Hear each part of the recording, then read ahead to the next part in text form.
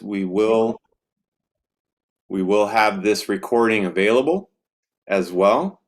But we are glad that you are here live and in the real.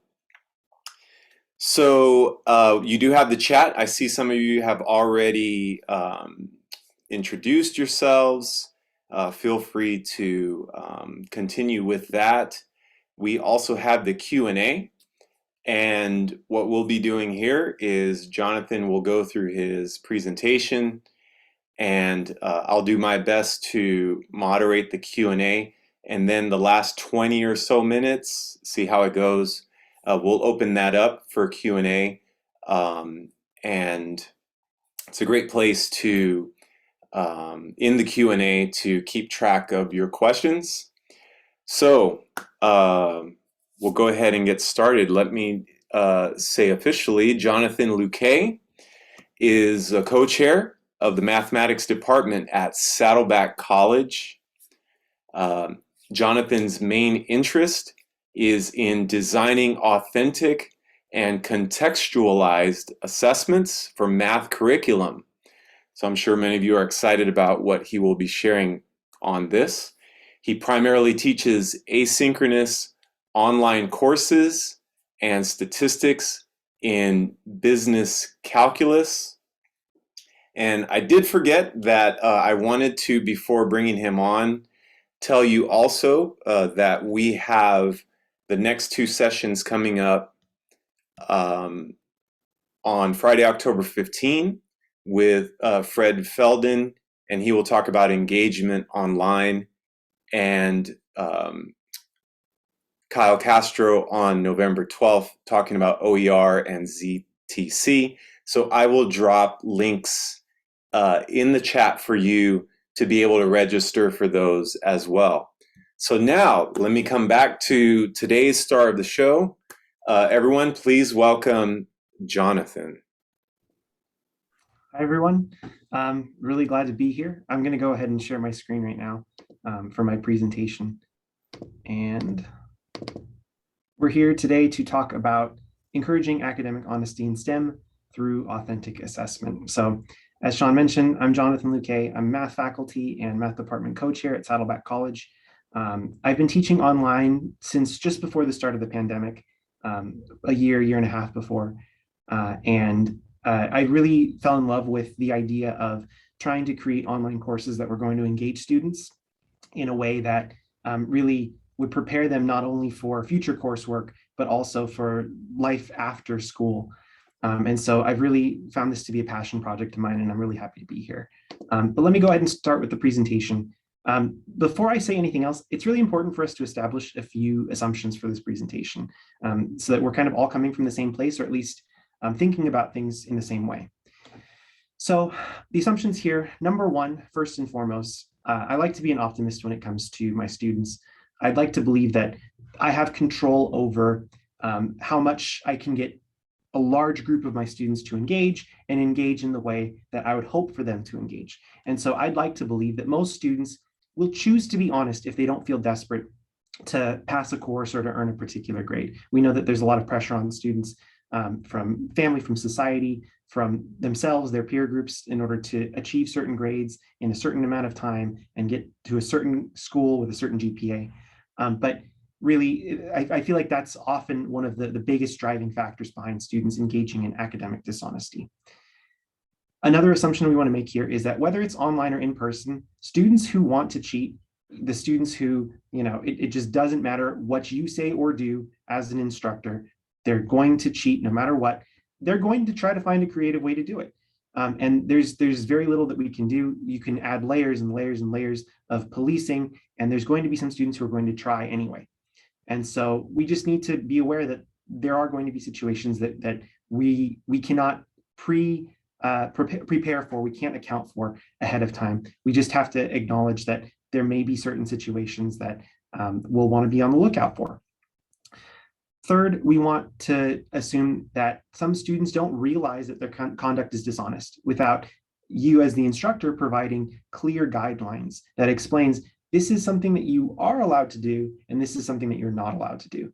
And that's especially true for asynchronous online courses, because Oftentimes, students will have a little bit more flexibility with when they can complete assignments, and that flexibility also may indicate that they have flexibility with what sorts of resources or methods that they can use to complete assignments. And so it's really important to establish expectations. Another assumption, it is better to prevent academic dishonesty than to catch it. I did not get into this job to be a policeman. I did not get into this job to be proctoring exams with the kind of scrutiny that you would have for some sort of major licensing exam. I think it's important to ensure that students are being honest and engaging in proper integrity when it comes to exams and assignments. But at the same time, I would be much happier if I could avoid it altogether and prevent it ahead of time than having to have that kind of level of scrutiny throughout each of my assessments. Number 5, course instructors are discipline experts. And this is something that often we have to remind ourselves. You as an instructor should feel empowered to grade some assignments subjectively. I know that in STEM, a lot of times people make this argument that STEM is 100% completely objective. There's a right answer, there's a wrong answer. And oftentimes that sort of argument is used against instructors taking a little bit more liberty to look at an assignment that's a little bit more open-ended and assign grades based on their subject matter authority. And it's important to remind yourself that you have that authority. You've gone through the education in order to get to the point where you are to teach these courses that you teach. And finally, the last assumption, few students complete a course flawlessly, and even our best students may forget some parts of what they've learned in our class. This is also very important because it's a concept that often prevents some instructors from feeling like they want to change the way that they structure their courses. There's this belief that unless I can test every single concept and make sure that students have mastered every single concept, I'm somehow failing at my responsibility as an instructor to prepare them for the future. When the reality is you could put one of every single type of question on an exam, and even your best student may make a mistake. And that may not necessarily be an indication that they're not prepared for the future, but it's just an indication of a particular area that they need to improve their understanding. So these assumptions are going to sort of be the foundation for what I'm going to talk about today. From these assumptions, we need to move on to now talking about the problem at hand. And so just getting a sense, if you've taught online, you may have run into some of these before, but just to kind of remind those of you who maybe haven't seen some of these, there are a few common methods of academic dishonesty, particularly in STEM. Ghost students are one of the hardest to detect and one of the most challenging to try to prepare or plan against. These are students for hire. These are students who pretend to be someone, whether it's to just complete a single assignment or to complete an entire course.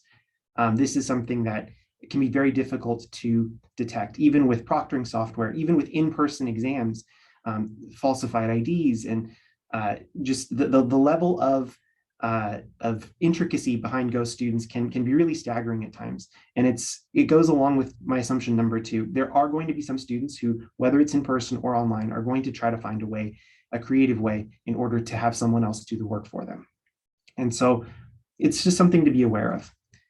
Homework help websites are also fairly common ways that students cheat on exams or engage in dishonest behavior on exams and assignments.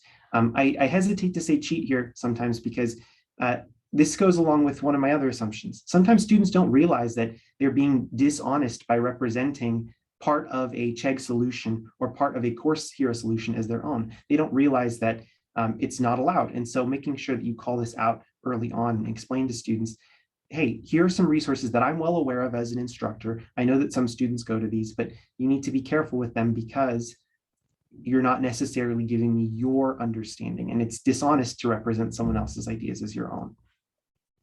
Online study groups are very common. Some students will create shared Google Drives with past exams or homework assignment solutions. Same thing for Discord groups. All sorts of different social media platforms have been leveraged for students to be able to share ideas, solutions, exams, etc. And of course, online proctoring tools are not perfect. There are blind spots that can be exploited to access resources during exams, even if you're using proctoring software. So all of these things create a big challenge for an instructor, whether it's in STEM or not, to making sure that students are engaging in proper behavior and really demonstrating what they're learning in the course. And so really the focus here is to not necessarily figure out individual ways to tackle each and every one of these methods, but rather to try to come up with a way to design the course in order to steer students away from these sorts of opportunities to sort of cheat themselves out of learning the material and demonstrating their understanding. So I see three major ways to encourage academic integrity. First is to humanize your course. And I could speak a lot about this, but to be honest, there's a lot of resources that already exist out there regarding humanizing courses, online courses, especially STEM courses. In fact, here, this link takes us to something that is actually brought to us by @ONE as well. It's about humanizing online courses and really gives you some ideas about how you can go about humanizing a course, particularly in STEM. Things like a liquid syllabus, a humanized homepage, getting to know you surveys, warm, wise feedback, so on and so forth. Like I said, I could go into a lot of detail here, but suffice it to say, the purpose behind humanizing your course is to really get your students to feel like you're there as an ally to them. You're trying to help them succeed. You are not just some faceless judge of their work and their understanding. You're there to provide content and expertise. You are trying to help them succeed in the way that you've organized the course, in the way that you've organized the syllabus, the way you've organized the assignments. And by doing this humanization process, sometimes you can get students to feel more comfortable, and that will take care of assumption number one. They'll choose to be honest because they know that you have their back and that you're trying to help them succeed. Second of all, using a variety of different assignment styles is very important for creating expectations for your students. Humanizing your course establishes expectations early on, but using a variety of different assignment styles really gets you to have a better understanding of the overall body of knowledge of individual students. If every single assignment looks exactly like the previous one, you get to understand your students' habits around those particular styles of assignments. But the more ways that you can understand your students, the better of a perspective you'll have on their overall understanding in the course. And oftentimes with that assessment variety comes challenges for students to leverage these tools of academic dishonesty. If you're having students do projects one week or traditional assignments the next week, written assignments, having students do group work, discussion boards, having lots of different ways that you're assessing students makes it very difficult for a student to bring in someone else to do the work, because the variety of different ways that you're assessing makes it really challenging to find someone who can address every single one of those assignment styles, who hasn't already been sitting in the course and paying attention to the content you've been providing. And then finally, this is sort of one of the main focuses here. It's defining authentic assessment for yourself and trying to implement it throughout your course. Authentic assessment is a really important word when it comes to designing online courses. If you have participated in any sort of peer online course review or anything like that, you'll have seen this word before. Authentic assessment needs to be defined for you as the instructor. There are definitions that exist out there, but I think sometimes, especially in STEM, there's a level of defensiveness when we hear the words authentic assessment. And so I want to address that on the next slide.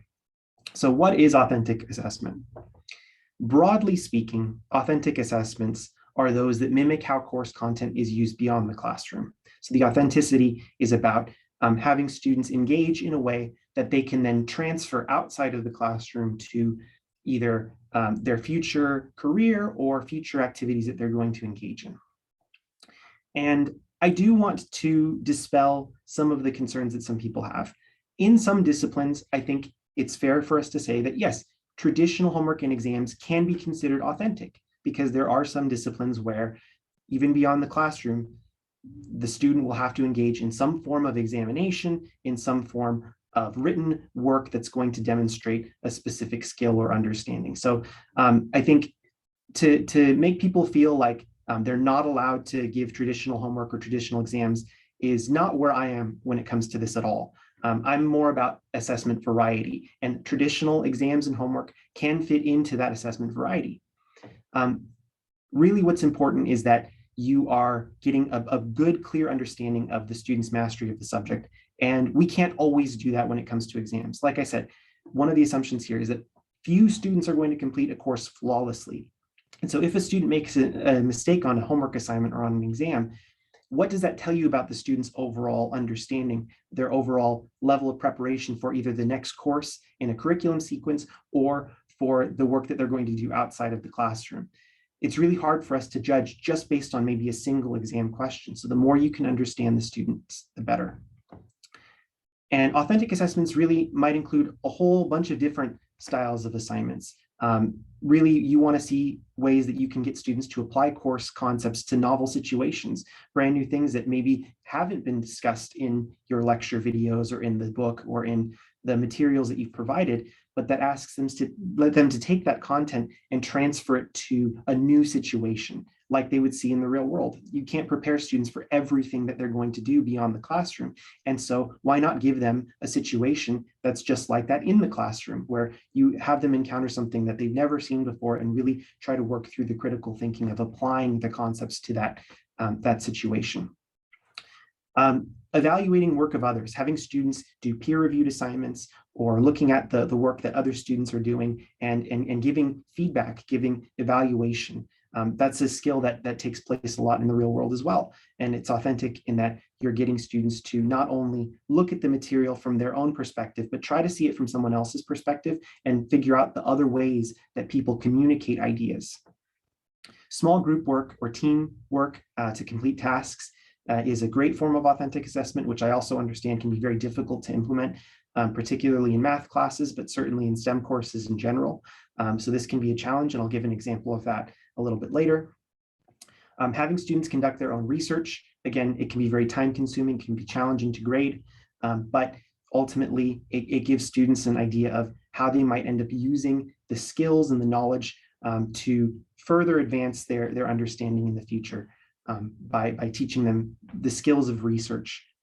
And finally, explaining the work using audio or video, their own work using audio or video presentations, having students not just turn in a written assignment, but also having them in their own words, in their own voice, even on camera, explaining how they arrived at a certain solution or how they approached a certain challenge or how they would describe a certain concept related to your coursework. So I wanted to give some examples here just to kind of help along. Like I said, we're going to have some time at the end for a little bit of Q&A, open forum. So, we can go into more detail about some of these examples a little bit later. But really, the assessment variety that I include in my courses are things like certainly traditional online homework and traditional online exams, because there's a certain level of skill that I want my students to have to be able to demonstrate that they're prepared for how those skills will be applied in future courses. So oftentimes my exams and my homework will be based around a particular mathematical mechanical skill, whether it's taking derivatives in a certain way, integrals in a certain way, conducting certain hypothesis tests. It'll look very much like what a student would see in a traditional on-campus class. But I don't limit my assessments of student understanding to just those two methods. I also include some open note and untimed and unproctored, I call them assessments, but really just they're like take-home quizzes, and they include applied problems that require much deeper understanding to solve. The exam questions maybe look a lot like what the students have worked with when it comes to the homework, but these quizzes are really in-depth and really require a level of critical thinking beyond just the traditional memorization of an algorithm or memorization of a certain fact and then regurgitation of that fact. The quizzes really have students dig deeper into the concepts. I also include peer-reviewed assignments. That's not too difficult to do through Canvas. There are small group discussion boards that help improve accountability and make sure that students are engaging more than just with the assignments, but with each other. And then, of course, I mentioned this before, but a small group final project is a really good way to get an understanding of a student's total understanding of the course concepts. And by including group work, you're getting students to ensure that they have the ability to cooperate with others. So as far as traditional homework and exams, I think most of you have already seen what that might look like in an online course. So I really want to focus on these open note quizzes, these peer-reviewed assignments. the small group discussion boards, and the small group final project. The peer-reviewed assignments actually are those quizzes that I talk about. So I'll have the students complete the quiz, the assignment, that really open-ended, open note, critical thinking assignment on their own. And then after the submission deadline, that's when the peer reviews kick in. So the way that I approach this is, number one, I write my own questions. I don't take them from a book. I don't take them from any sort of other online source. It's time consuming to do this, but it really makes it so that it's clear that these questions are coming from you as an instructor. And it also makes it a little bit easier to find when you do inevitably have some students who try to engage in some sort of dishonest behavior. It's easy to find your own questions in this multitude of sources that exist out there that students might choose to use. So definitely write your own questions and make sure that it's engaging students with the concepts, but at a level deeper than just, can you calculate this? Can you solve that? Can you balance this equation? Whatever it might be. Really focus on that critical thinking. Treat them as summative assessments. So have them incorporate lots of different concepts to whatever extent you can do. Make sure that students have a good, clear understanding of expectations. This can also help when it comes to that first assumption we made about students choosing to be honest if they don't feel desperate. If you can make it really clear, these are the things that I'm looking for. When you answer this question, it's this many points for your explanation, it's this many points for the graph, it's this many points for the numerical final answer, whatever it might be. You're really making sure that students know what is expected, and it can kind of open up new conversations. If a student sees in the rubric that there's something expected, they might email you and say, well, I didn't quite understand that. And that opens a line of communication for you to be able to help the student understand, not only what you're expecting, but also ways that they can go about filling in the knowledge gaps that they have in order to achieve that level of expectation. Don't provide the answers, however, until after the submission deadline, of course. Once students have submitted, then you give students maybe 2 or 3 days after the initial submission deadline to complete anonymous peer reviews. You can set them up in Canvas. It's usually pretty quick. You can have Canvas automatically assign 1 or 2 or 3 or however many peer reviews. And at this point, you should have provided students with not only the criteria, the grading rubric, but also specifically the things that you were looking for as an instructor, as far as whether it's a numerical final answer or a general explanation to a question. And what's really important about these peer reviews is that you emphasize the importance of these peer reviews to your students. I deduct half credit from a student's assignment if they don't complete their peer reviews thoughtfully and on time. So regardless of how an individual student performed on that take-home quiz, on that open-ended assessment, it's really important that students realize that the work that they do individually is only half of the work itself. If you don't also demonstrate that you can look at someone else's work and evaluate what's correct about it, what's incorrect about it, and the fact that you couldn't necessarily read the rubric or put in the time or effort to do that, I want to make sure that students understand the importance of those skills and make sure that they know that they will be punished in terms of their grade if they don't engage in all of those ways that I'm looking for. So the peer reviews need to be thoughtful. They need to be done on time. And of course, you don't want to rely on the peer reviews for the student's final grade. You should always go and grade the assignments yourself. You are the discipline expert. You have the authority to judge what's correct and what's incorrect. You're testing your student's ability to look for those correct answers or to understand when 2 answers are equivalent or when one answer isn't quite at the level that's expected. But ultimately, it's your duty to assign the final grade. And you can look for differences between your peer review grading or your actual grade and the grades that the peers have given for that assignment. It gives you a good baseline to compare against. And I'll give an example of that in the next slide. But really, making sure that you emphasize that peer reviews are part of the assignment and part of the learning process really is important early on, so that you don't get students who think, oh, it's just some extra thing, I can just click through the rubric and be done with it. It's really valuable for a student to be able to identify correct and incorrect answers, and then not only know how to deduct credit for that, but to be able to explain to their peer why their answer was incorrect. So let me go ahead and give you an example of what this might look like. So this was an example of how I graded a particular student's assignment in one of my statistics classes. My rubric had expectations for what gives full credit, what gives no credit, what gives partial credit. In the longer description, I mentioned specifically what I was looking for. And when I graded this student, they really struggled with this assignment. They were struggling with identifying the shape of a distribution, how to measure the average, the center, how to measure variability. And so I went through and this student earned only 1 point of credit from my grading. Student 1 gave a very similar score, not necessarily identical, but a lot of times students maybe feel a little timid to take off quite as much credit because they feel like, oh, I'm judging one of my peers. I would want my peer to be generous to me, so I want to be generous to my peer. And that's understandable that some students would do that. But clearly, student number 1 had a similar idea that this student we're both grading was not quite on the right track with a lot of these questions. Now, this is not a perfect example of a peer review. And I went and I emailed student 1 afterwards and said, hey, I appreciate you went through the peer review, but please make sure that if you're ever taking off credit, that you explain why you're taking off credit. Why was question 2 part A incorrect? Why was question 2 part C incorrect? That ability for student 1 to explain to this student why their answers were incorrect is a part of the assignment. So student 1 didn't get punished for this, but I gave a little warning like, hey, in the future, make sure you're providing comment feedback as well. Student 2, however, grading the exact same assignment, gave full credit on all parts.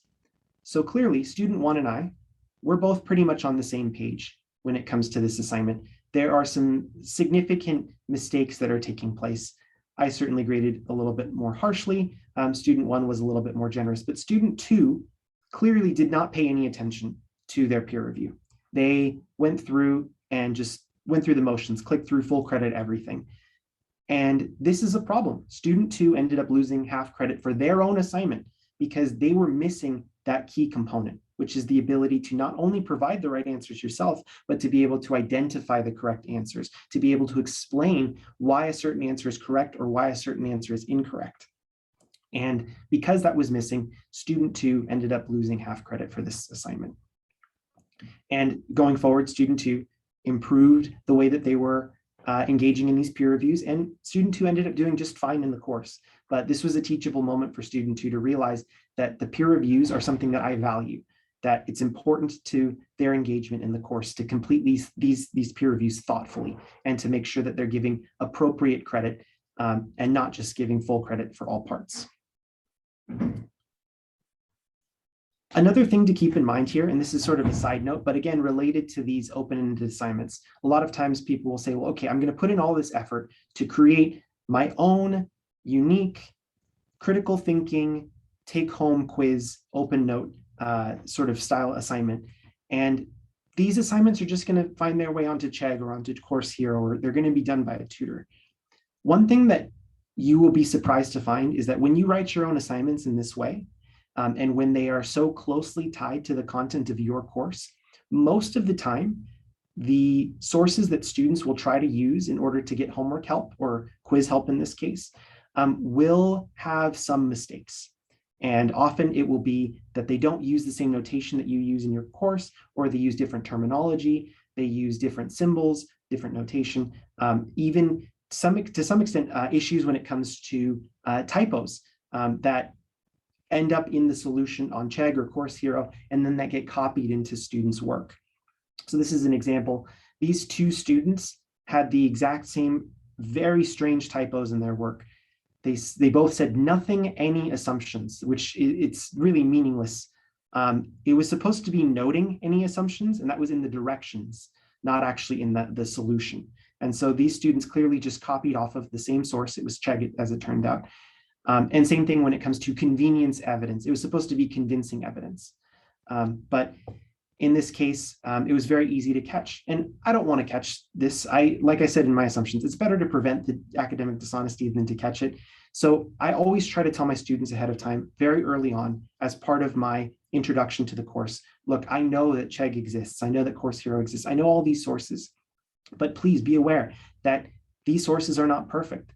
And most of the time when you copy from these sources, you're going to end up with a not very good grade on these assignments because these students or these tutors or these homework helpers are not in this class with us. They're not seeing the same material that you are. They're not using the same formulas, the same methods, and they're not hearing the explanations from my exam or my lecture videos. And so they're not going to respond to these questions in the way that I'm expecting them to. And oftentimes you will be caught simply because of these silly mistakes. And this has helped cut down on a fair bit of the academic dishonesty in my classes. Early on, I never made this warning to my students. I just thought, okay, I'm just going to see if I can find people who are copying Chegg. But when I realized that I would prefer to prevent the academic dishonesty and I started warning them about it ahead of time, it wasn't that I was somehow alerting them to a tool that they otherwise wouldn't have known about. Most students, like I said, if they want to cheat, if they want to engage in dishonest behavior, they're going to find the way. It's not that you telling them about Chegg is now somehow opening their eyes to a brand new opportunity for them to be dishonest. It's really you showing that you value honesty in your course, you recognize the way that students will be dishonest, and that you would rather help them with the assignment yourself than have them go to a source where they're not going to learn anything. Besides the quizzes that I have, something that I really try to do that I think is both good for my students' engagement in the course and my ability to understand where they're coming from and even to make sure that they're prepared for the assignments is small group accountability by using shared discussion boards. So particularly in asynchronous courses, I often have the due dates for my assignments be at the end of a week, or even sometimes at the end of 2 weeks. I'll sometimes give 2 weeks worth of material and then give students the flexibility to complete that material within a 2-week time period. For asynchronous courses, it's really important to make sure that students are staying organized. If they're working on assignments at the very last minute, that's where the desperation kicks in. That's where they're more likely to end up doing something like going to Chegg, going to Course Hero, or having somebody else help them with the assignment. So if you can really incentivize students to organize themselves in an asynchronous course, you can really preempt some of these issues. So what I do is I use small group discussion boards and have students plan out and post their milestone targets, as I call them, for completing module assessments. I remind them that after they're done with their time in school, when they go on to the workforce, they're often going to have open-ended projects or projects that have loose deadlines or even hard deadlines that are sometime in the future. And it's really important that they can anticipate those deadlines and spread out the work to get it done by those deadlines. And in order to improve the accountability, I make these small group discussion boards, so 4 to 5 students in each group. Each week, I'll assign one student to be the project manager, and that's the student who monitors to make sure that the rest of their group mates are making a post about when they plan on doing the work. So each student makes an initial post that says, I plan on getting this assignment done on this day, and I'm going to try to fit these 2 assignments on that day, or I have work for this other class on this day, so I'm going to skip on Thursday, but I'll work on Friday. Really just brainstorming their week or 2 weeks ahead so that they are thinking intentionally about how does this coursework fit into the rest of their responsibilities. And that project manager is there to serve as a student figure of accountability. Instead of everyone thinking that I'm always looking down their shoulder, it's that they have another student who is in a similar situation to them, who is encouraging them to post their targets, to update their targets, and helping find connections and saying, hey, I noticed that you and this other student were planning on working on the assignments on Wednesday night. Maybe the 2 of you could talk about the assignment together. I do encourage my students to work together, but not to copy each other. And again, that's about establishing expectations about what's considered academic dishonesty and what is considered perfectly legitimate. I ensure that students update their targets halfway through the module and that they reflect on what they were able to accomplish and what they need to adjust. And this, I go in at the end of each week, I review these targets and I look to see which students are on track and which ones aren't. Sometimes if you wait until the assignments are due, you miss out on that opportunity to warn students that they're falling behind. And so here, if I see a student who's planned to finish 3 or 4 sections of homework, but they haven't started any of them, I can get that early intervention and I can prevent them from cramming at the very end or turning to sources of dishonesty in order to accomplish those. It discourages procrastination, it creates community, and it helps you get to know your students. The students who chronically choose not to make these posts, the students who chronically turn in homework late or not at all, will often be the students that you need to be a little bit more careful with when it comes to the exams and the projects. And speaking of projects, the last component here is a group final project presentation. This is something that I incorporate in my classes as well. For these group final project presentations, I really, again, try to establish expectations early and make sure students understand why I am asking them to engage in these projects. So first of all, I center these projects around the student learning outcomes. I know that final exams are often able to cover a wider variety of topics, and a project is going to be more focused on some individualized topics. Again, this goes back to my 6th assumption. Few students are going to complete a course flawlessly, and even the best students may forget some parts of what they learned. So even with a comprehensive final exam, to have a group project to supplement that, a group final project to supplement the final exam, gives you a more clear understanding of the depth of knowledge that students have. A final exam may be able to test a lot of different styles of questions, but a project can really get you to understand where a student is at and what they may need to work on going forward in the future. And so what I do is I have each student select and present examples that demonstrate the main student learning outcomes in an applied context. So broadly speaking, the student learning outcomes for a math class, at least in the way that we've structured our curriculum, sort of fall into 3 categories. There are, we want our students to be able to compute, we want our students to be able to critically think, and we want our students to be able to graph. And so I want students to come up with examples that tie those 3 learning outcomes together and demonstrate them in an applied context. Not just, here's some random polynomial, let me graph it and take the derivative, but here is a real world example where differentiation is used, and here's what the graph represents, and I can explain it in my own words. No 2 students in a group should present the same type of application. So group members need to collaborate to determine individual contributions. I only grade each student on their individual component. And so the group aspect of this is just about making sure that students are keeping each other accountable and they're communicating about the types of examples that, that they are presenting. So that I don't want 2 different students giving an example of, let's say, a hypothesis test for 2 proportions. I'd like to see maybe one student do an analysis of variance and an ANOVA problem, and another one do a test for 2 proportions, etc. I'm really looking for the students to collaborate in that way. So not so much on the content of each slide, but on the overall content of the presentation. I have my students use PowerPoint, Google Slides, or really any medium that allows for both audio and visual presentation. I don't expect my students to be on camera, but I do want to hear them explaining it in their own words. And of course, if there's any accessibility concerns, these are situations where you may have to modify for certain students based on what they are or not able to do based on physical limitations.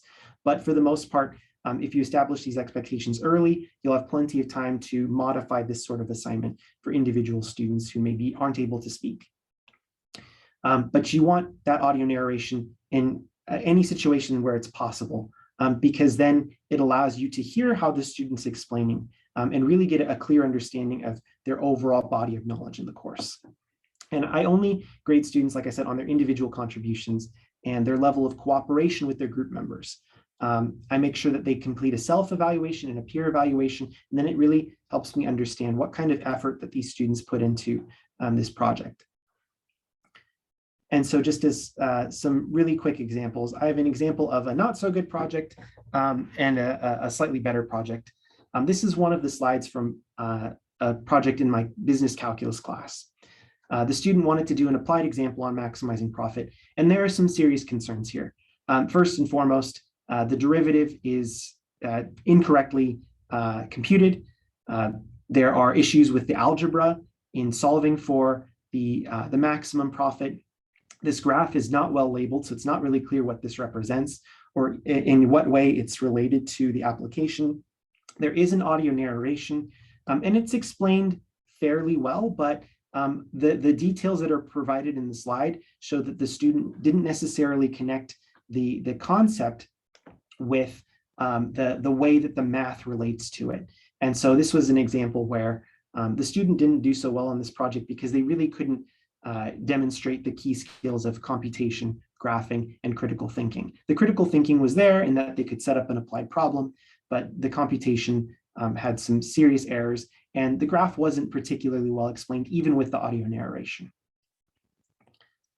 On the other hand, there was a student that decided to do an applied example of integration and talking about area between two fences. And this student explained using their own written work. I've had students record videos, and this happened to be a video that the student recorded, but there's no requirement of a video. It could just be a short audio narration that they can do on their phone, or even just pictures of the work that's then narrated through built-in microphone for their speaker, for their web camera. But this was a much better example where the student explained in writing and talked about how the graph influences the setup of the integral and how that influences the overall computation. And so again, this is a final project that's in supplement to a slightly more traditional exam where I'm seeing the student's ability to do more than just this particular style of integral or this particular style of derivative.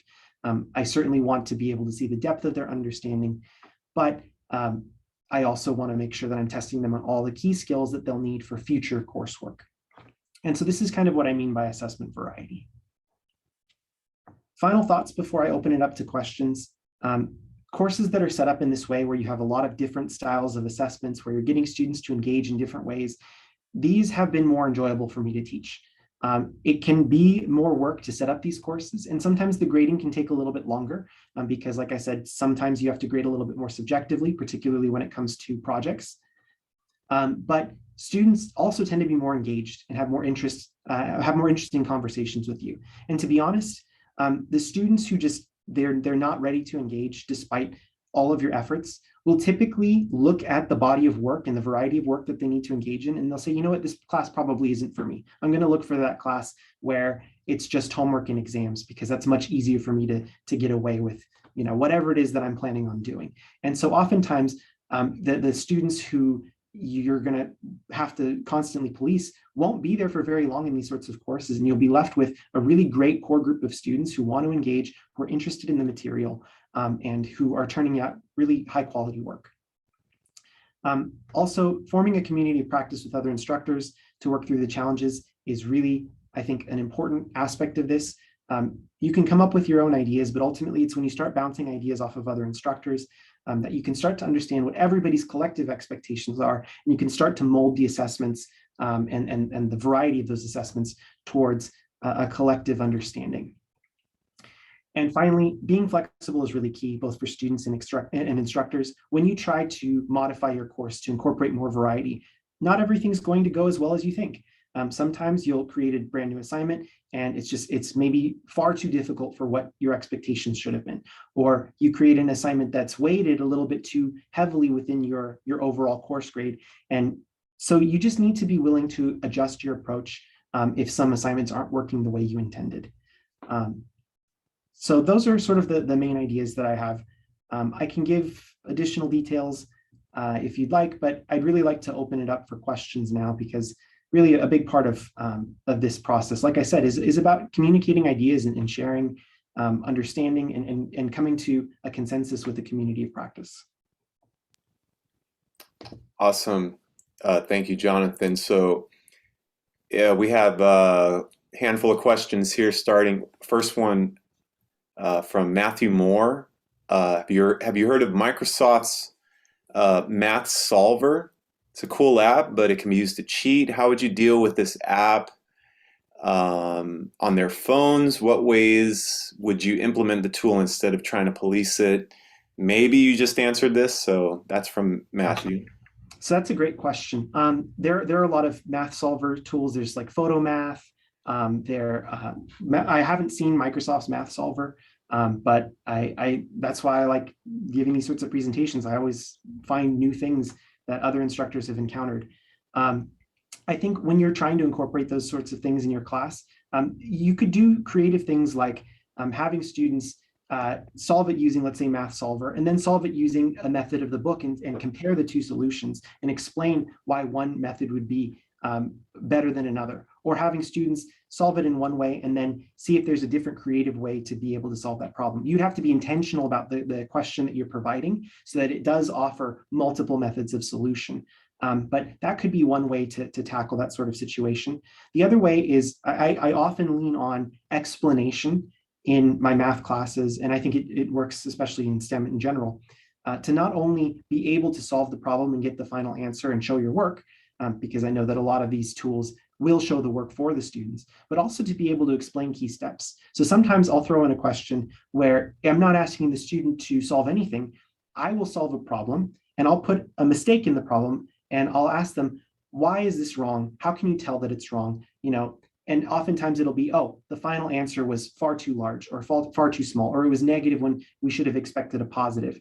And the mistake was made at this line, or because they did this common mistake.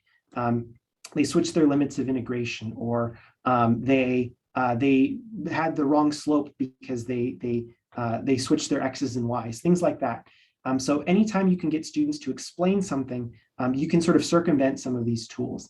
And certainly there will be some questions that you're going to give that are going to ask students to solve step by step. And it's really hard to avoid those sorts of tools being used. But oftentimes, as you start to see more students using them, you'll start to notice maybe some little idiosyncrasies of those platforms, and can sometimes write questions that will help you spot when those platforms are being used. I don't have any concrete examples off the top of my head, but I know some of my colleagues here have seen students using PhotoMath, and they're very good now at spotting which students use PhotoMath and which students don't. And so I would wonder if maybe this Microsoft tool might have similar idiosyncrasies. Thank you for the question.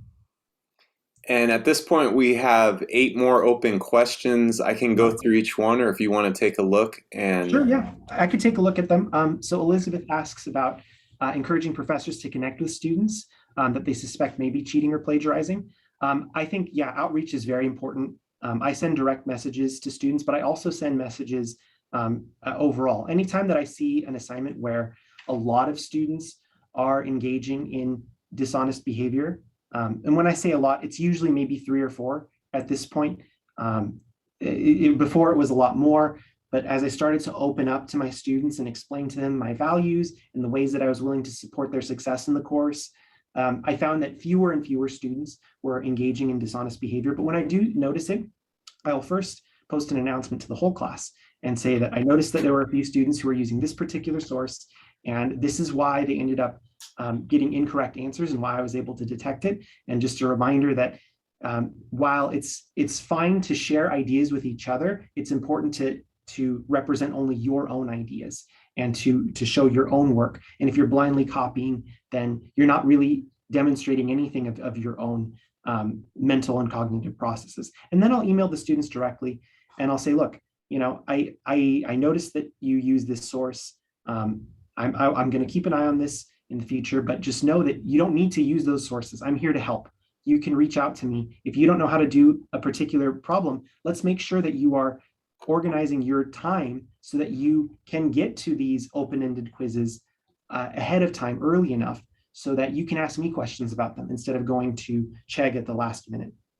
And when it comes to exams, those I'm a little bit more harsh on, because it's sort of this is the moment that you've been building up towards. You've had all these homework assignments, you've had these review assignments, you've had these open-ended quizzes.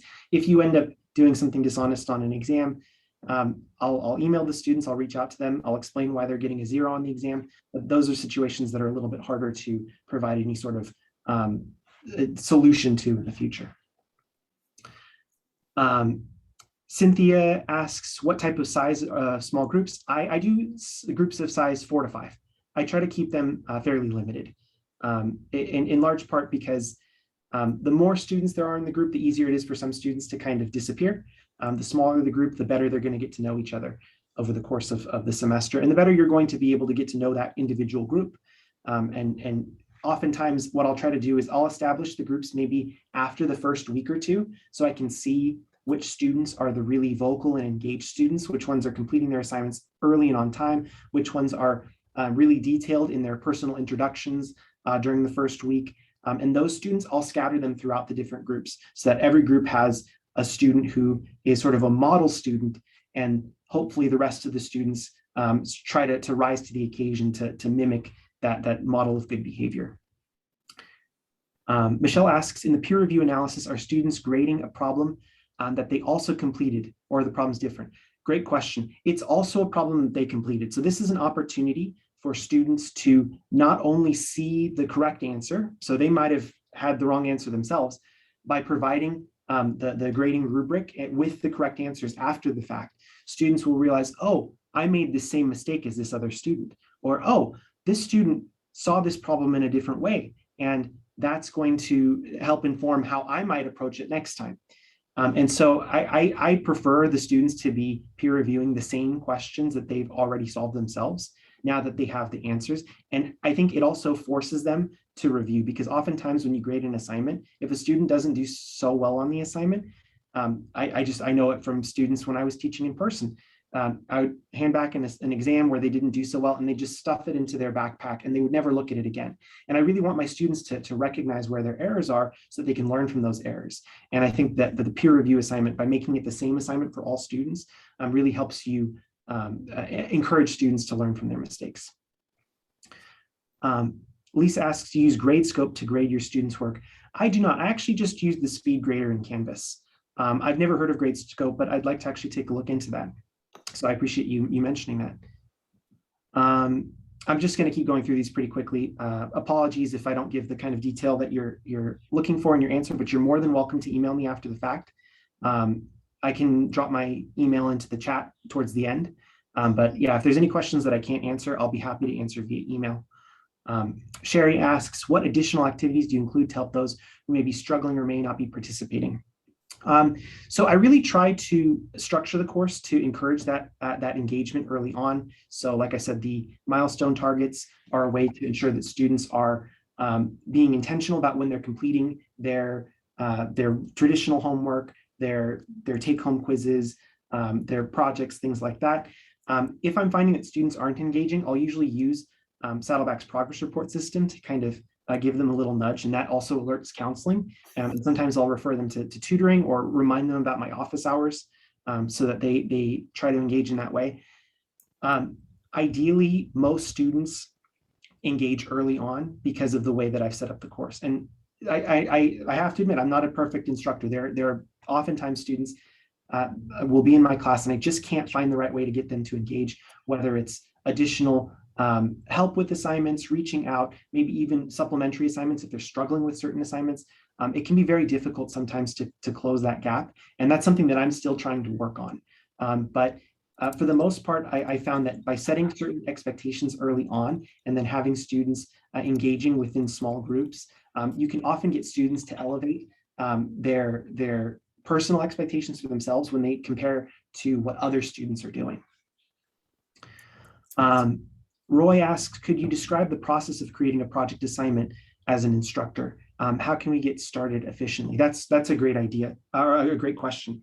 So as far as projects go, the projects that I like to lean on are typically fairly open-ended, where it's the student choosing to present a particular example. I think that presentation in math and in STEM in general is really valuable. Because you're getting to see how a student explains it beyond just what they'd write on paper. But when it comes to other styles of assignments, maybe more in-depth projects, it could be a data collection assignment, whether it's in statistics or in the sciences. It could be a survey-based assessment or a project where students have to create a research question, and that's more qualitative and conduct a survey of their own.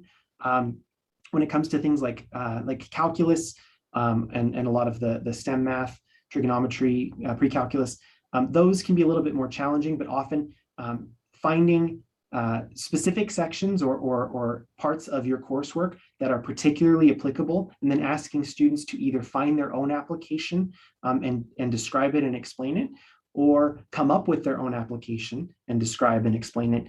That's usually where I spend a lot of my project design.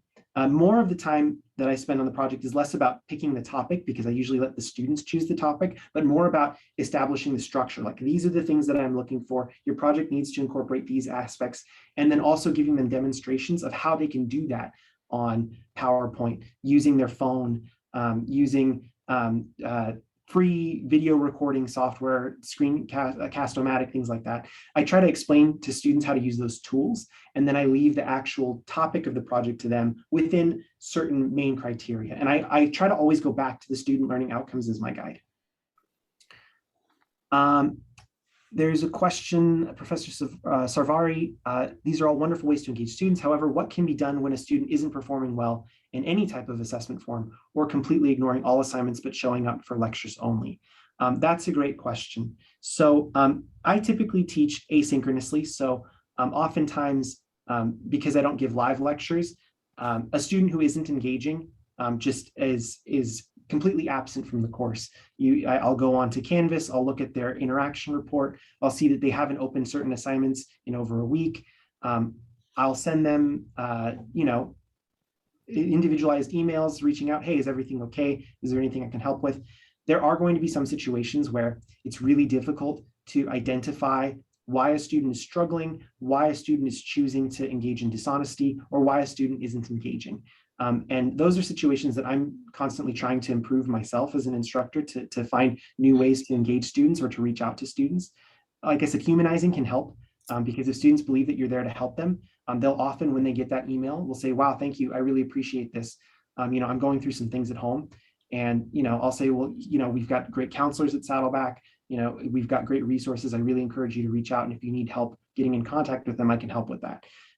But you're right, there are going to be some situations where no matter what you do, there are going to be some students who don't engage. And that's really unfortunate, but it's something that I'm still working on myself. Michelle says the peer review assignments seem very valuable for students who need extra support and/or as an authentic assessment. I struggle though with the feeling that it's extra work for my higher performing students who are organized and want autonomy. Do you have some advice to make the authentic assessments valuable for those students who would do well with any assignment or modality of instruction? That's a really good question. So I think if the assignment itself, if the peer-reviewed assignment is grounded in some sort of application, then oftentimes your high-performing students will find it more interesting than, let's say, the traditional homework or the traditional exams. And you're right, they're probably going to do well no matter what sorts of assessments that you put in front of them. But oftentimes I'll have students coming back to me, both high-performing and students who struggled early on, and they'll mention that the peer-reviewed assignments were the ones that they actually appreciated the most in the class, because they were the ones that they felt were the most relevant. And oftentimes the traditional homework they felt was just busy work for them. And actually the peer-reviewed assignments are often the assignment that students prefer. But again, it depends on your audience of students and the variability from semester to semester. Sometimes you'll have a lot of students who love them. Sometimes you'll have students who aren't that keen on them.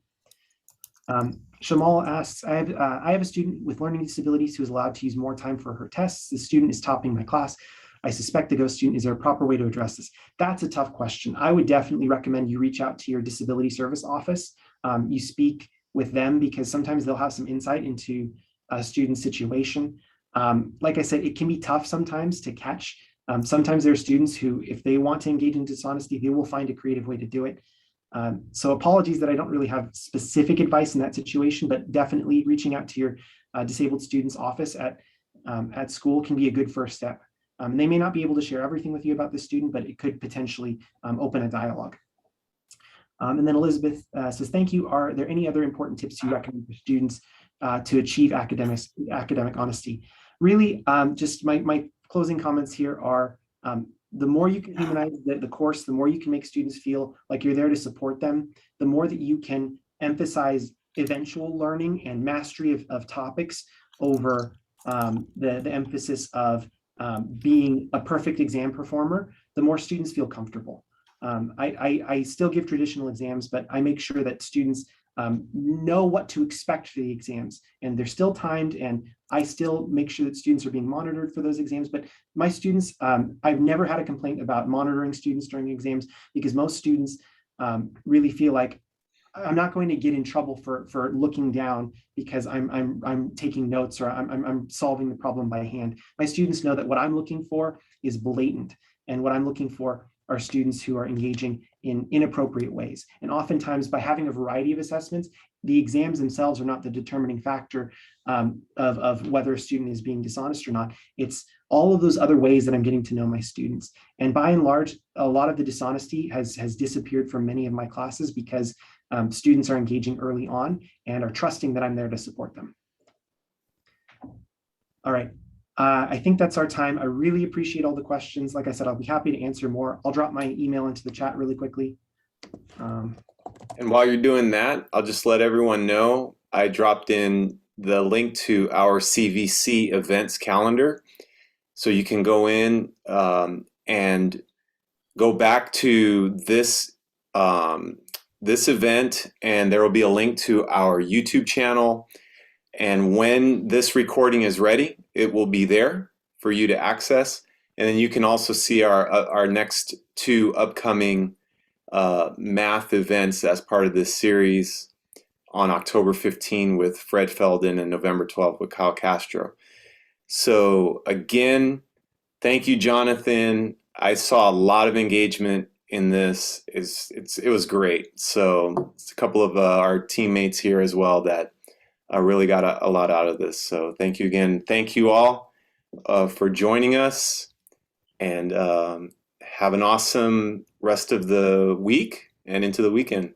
All right. Thanks again, Jonathan. You're welcome. Thank you all.